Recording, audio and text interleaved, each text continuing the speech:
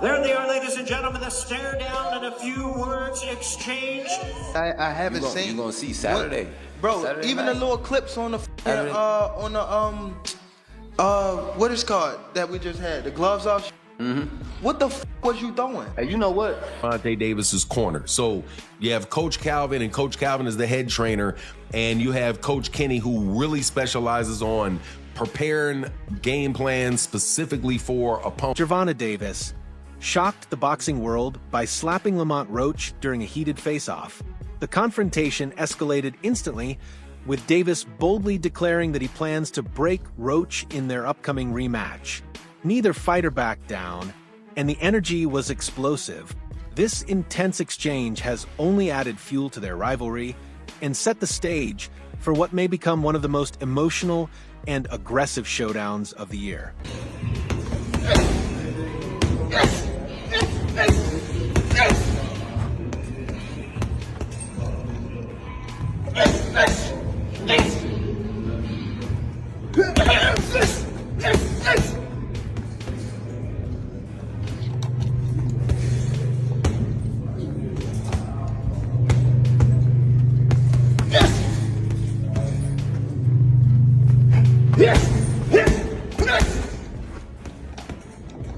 Inside the gym, Gervonta Davis has entered a new phase of mental and physical dedication, once again under the guidance of his longtime coach, Calvin Ford. But this time, things are different. Unlike the first fight, which had more outside influence from the Washington, D.C. circle, this camp is smaller, more secure, and laser-focused. With no distractions and tighter control of information, Davis's strategy is locked in. Rumors that Roach had insider knowledge of Davis's approach last time are no longer a concern. This camp is all about redemption, precision, and total focus, signaling that this rematch is far more than just another fight. He's 100% correct. Personally, I had Gervonta Davis up a round, because whenever you have rounds where nobody's doing anything, I'm not just going to do what most people do, and especially people that don't like Gervonta Davis, which is just give the round to the other guy, because Gervonta Davis didn't manage to knock him out that round. Okay, so this is Gary Russell Jr. clearly saying, man, no, I don't think Lamont Roach won that fight. You also had Al Bernstein, and Al Bernstein, I'm telling you, is a very, very straight, fair guy who I don't know if he was on that call, but he used to work with Showtime. I don't know if he was on there. I don't recall if I heard him. I think it was Rolly Ronaldo that was calling it. But Al Bernstein, who was a very, very objective person, said, hey, look, no. Sorry to break it to you, but Gervonta Davis won that fight. Yeah, Lamont Roach put up a really good fight, but Lamont Roach was not dynamic. He did not do anything to really separate himself from Gervonta Davis. He just kept it equal. He just tried to keep it even the entire fight. And that's not enough, again, to take the belt from the champion. Now, I do want to say that the people that thought that Lamont Roach won, I don't have any problem with that. I really don't have a problem with it at all. I personally, again, had a point for Gervonta Davis, but I could see how those swing rounds really could go, depending on who's looking at it, really could go different ways, right? The rematch between Gervonta Davis and Lamont Roach is already a commercial success, having sold over 150,000 pay-per-view buys even before fight night. This level of anticipation reflects the fans' hunger for closure and the ongoing interest in their rivalry.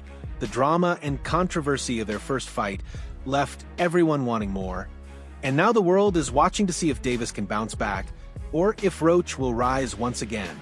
These numbers prove it. This isn't just a rematch, it's a headline event. Both fighters have officially crossed over into boxing's biggest spotlight. Tank out here selling under 150,000 pay-per-views, you kidding me? Oh man, Face of Boxing, yeah, turn that shit off. Yeah, we shutting that shit down.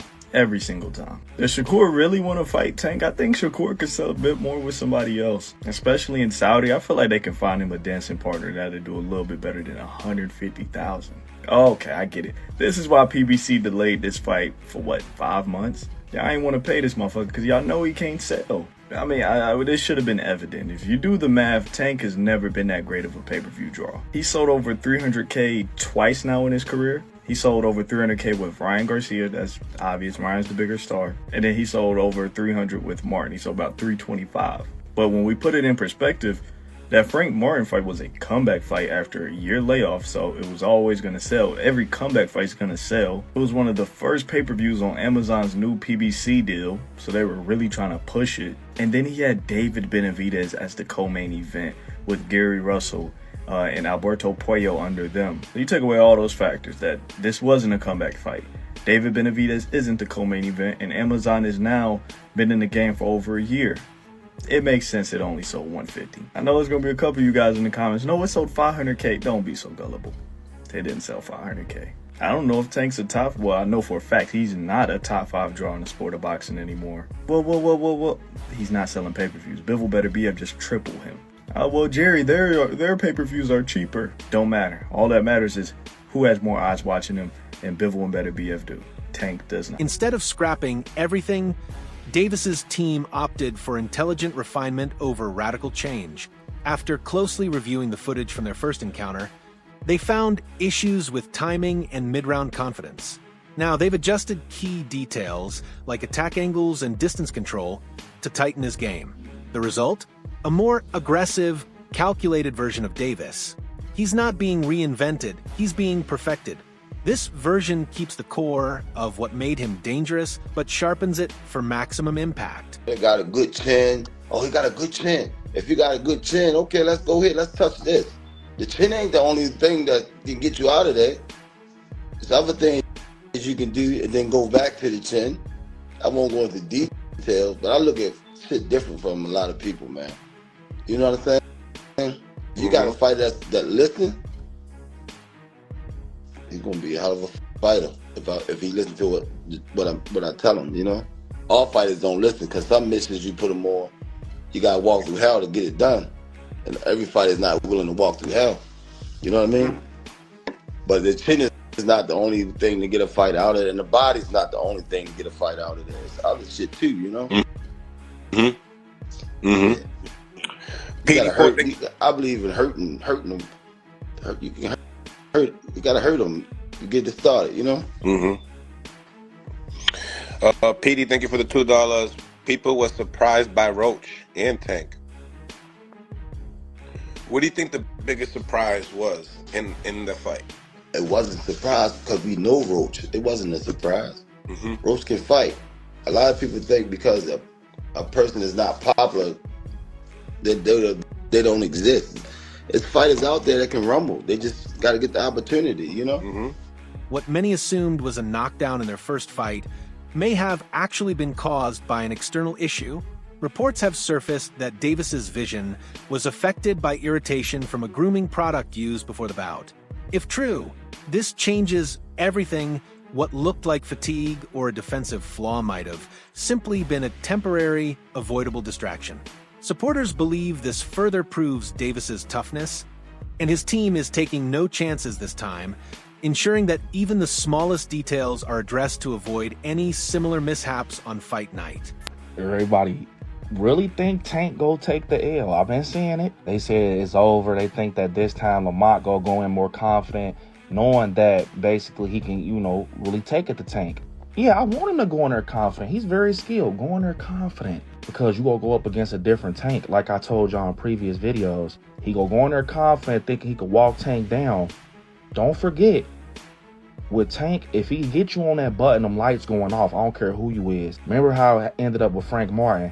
So yeah, don't go in there thinking that you going against like somebody that, like Ryan Garcia, somebody that's gonna fold. You going against Gervonta Tank Davis. And I think that confidence is what's gonna get Lamont dropped. Because one thing I will say, with Tank, that wasn't your best fight against Lamont, bro. I feel like you was in your head too much, you was overconfident, and you was really just, your mind was in y'all story, the lore and everything with y'all history. You ain't going there like I'm fighting a stranger. You going there like, oh, this Lamont, this from the same camp, we from the same area. But now I think that whole situation woke him up, because you got to think, Tank not used to losing. He not used to people being against him. He not used to being the one that... Former world champion Mikey Garcia weighed in with a critical take on Davis's chances. While he praised Davis's raw talent and adaptability, Garcia warned that mental focus will be the true deciding factor. With outside distractions, media pressure, and personal issues looming, Davis must block it all out. Garcia emphasized that even the most gifted fighters can fall if their mind isn't in the right place. For Davis, this fight is more than physical. It's a full test of psychological endurance. I'll let you go because I know I got a lot of shit to do. Lamont Roach versus Gervonta, the rematch. Looks like it's going to happen, hopefully. I'd like to see it. I think Tank wins in the rematch. Why? I think he'll make the right adjustments, and he won't take too long to fight. He kind of gave a lot of the round away sometimes. I think he'll be more active and he'll win.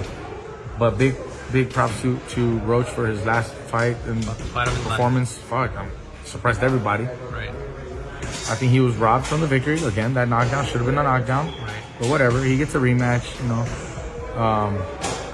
And maybe they get a third fight, you know, after that. Who knows? Maybe it turns out Marcus Pacquiao. Maybe it turns out to be another great fucking matchup, and they say, you know what, let's run it back. Right. And maybe that controversy from the first fight actually helps Roach fucking get 3 fights out of it instead of just the one, or you know, you never know. So hey, things happen for a reason, and I think he did really well in his first one. Following the first fight, social media buzzed with speculation about whether Gervonta Davis might be walking away from boxing. Instead of feeding the rumors, Davis went straight back into camp, letting his actions do the talking. Scheduling an immediate rematch was a bold move, showing the world he's not avoiding the challenge, but running toward it. That mindset has changed the entire storyline. Davis isn't fading, he's fighting back and taking control of his narrative. I want to know, when is the rematch going to happen at this point? Because I'm not going to lie, for it to be a whole month later and y'all still arguing over who actually won, it's just really like, okay, yeah, run it back, because we got to go ahead and settle this, squabble this up. I'm not going to lie, I'm not going to say neither fighter in here is shitty, okay? Because after the fight I seen on March 1st, yeah, they both was tagging shit, both getting up with each other, okay? I feel like this is the perfect match. If anybody's gonna do a rematch, you need to be them, period. And Gervonta was stinging him. I'm not gonna lie, he was stinging him. Great fight for him.